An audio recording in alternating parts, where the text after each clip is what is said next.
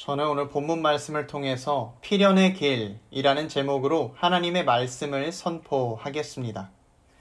최근에 지내면서 의도치 않은 행운이나 사소한 기쁨을 경험해 보신 적이 있으신가요?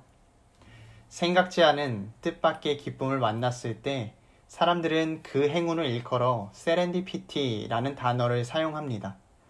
여행 중에 배가 고파 갑자기 들어갔던 음식점에 음식이 매우 맛있거나 장을 보러 갔을 때 주차장에 자리가 없다고 생각하던 찰나 딱 한 자리가 보여 주차를 하는 경우가 일상에서 만나는 세렌디피티의 경우겠지요. 그 외에 우리가 잘 아는 예로는 크리스토퍼 콜럼버스가 지구의 반지름을 실제보다 작게 계산하여 어쩌다 신대륙을 발견한 경우나 3M이라는 회사에서 강력한 접착제를 개발했는데 예상과 달리 성능이 좋지 않아 만들어진 포스트잇이 그 예입니다. 보통 사람들은 행운을 경험하면 아니 어떻게 이런 우연이 있나 생각하곤 하죠. 그렇다면 신앙인은 세렌디피티와 같이 의도치 않은 기쁨을 만났을 때 어떻게 생각해야 할까요? 오늘 읽은 우시아의 이야기는 신앙인이 삶을 살아가면서 우연과 같은 일을 경험했을 때 생각지도 못한 일을 만났을 때 어떻게 반응해야 하는지를 잘 보여줍니다. 성경은 우시아의 선정과 명성을 말하면서 그 원인을 하나님을 잘 섬기는 것이라 설명합니다. 4절에서 5절 말씀입니다. 우시아가 그의 아버지 아마샤의 모든 행위대로 여호와 보시기에 정직하게 행하며 하나님의 묵시를 밝히 하는 스가랴가 사는 날에 하나님을 찾았고 그가 여호와를 찾을 동안에는 하나님이 형통하게 하셨더라. 하나님께서는 우시아를 형통하게 하셨습니다. 그 형통하게 하신 것의 단적인 예가 2절에 엘롯을 건축하였다라는 말씀입니다.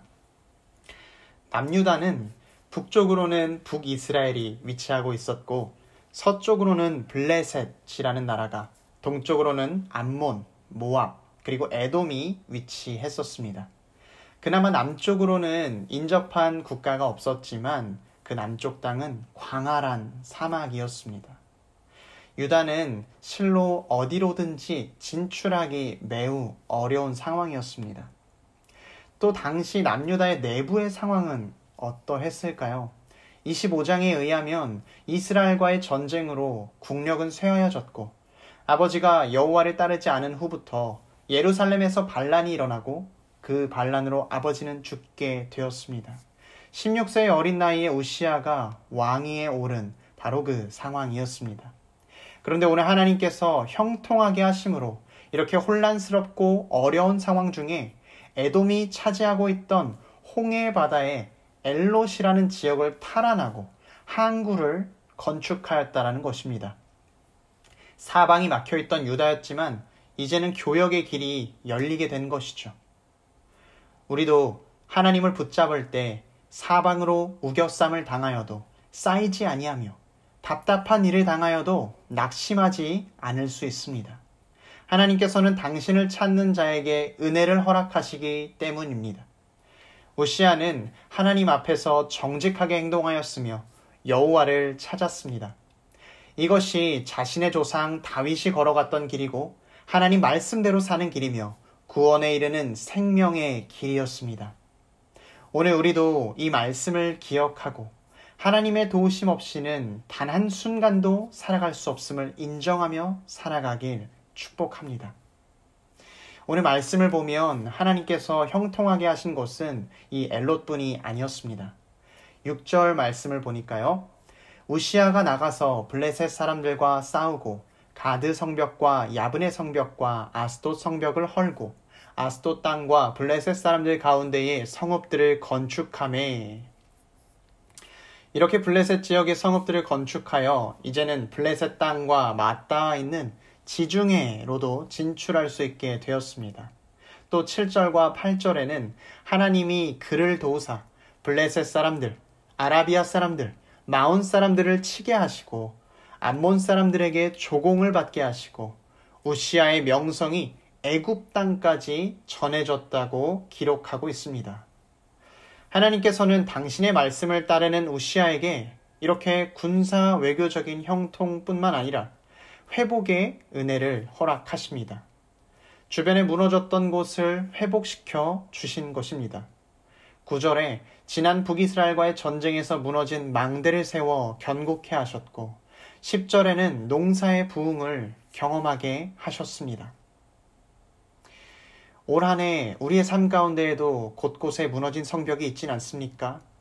또한 황폐해진 마음밭이 있진 않습니까? 코로나로 일상생활의 삶이 무너졌고 예배의 생활이 무너졌고 학생들은 학교에서의 추억들이 사라졌습니다. 가정에서는 가족들을 자주 만나는 만큼 갈등이 늘어났습니다.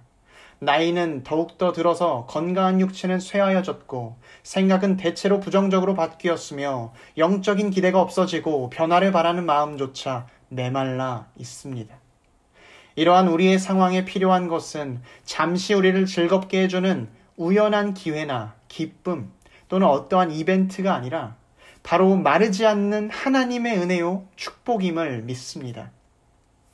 코로나로 인해 돌아보지 못한 우리의 삶과 주변의 이웃을 돌아보게 하시고 예배의 소중함과 내가 그동안 가족에게 얼마나 무심했는가를 회개케 하시고 하나님이 더욱 필요하다는 것을 고백해 하시는 주님의 그 은혜가 우리에겐 필요한 것입니다. 오늘 우시아가 경험했던 주님의 도우심, 그 도우심이 오늘 우리의 삶에도 필요합니다. 오늘 말씀은 우시아와 남유다가 경험한 이 모든 은혜를 통틀어 이렇게 이야기하고 있습니다. 15절 후반부입니다. 그의 이름이 멀리 퍼짐은 기이한 도우심을 얻어 강성하여 짐이었더라. 기이한 도우심, 이것은 우리가 상상하지도 못하는 방법으로 임하시는 축복, 내려주시는 축복을 이야기하는 것입니다.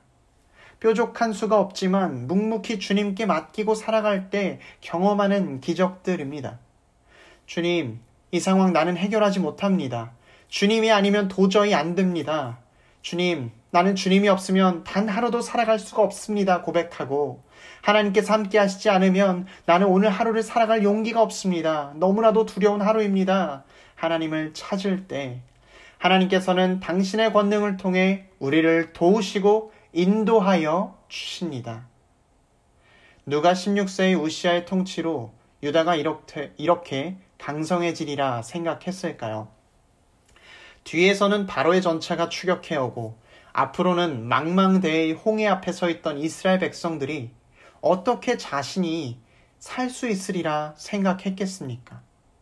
가나안에 입성은 해야 되는데 요단강 앞에 서 있을 때 그 요단강의 빠른 물살을 보고 있는 이스라엘 백성들이 어떻게 자신들이 그 거세게 휘몰아치는 물살을 헤치고 요단을 지나가리라 예측했을까요?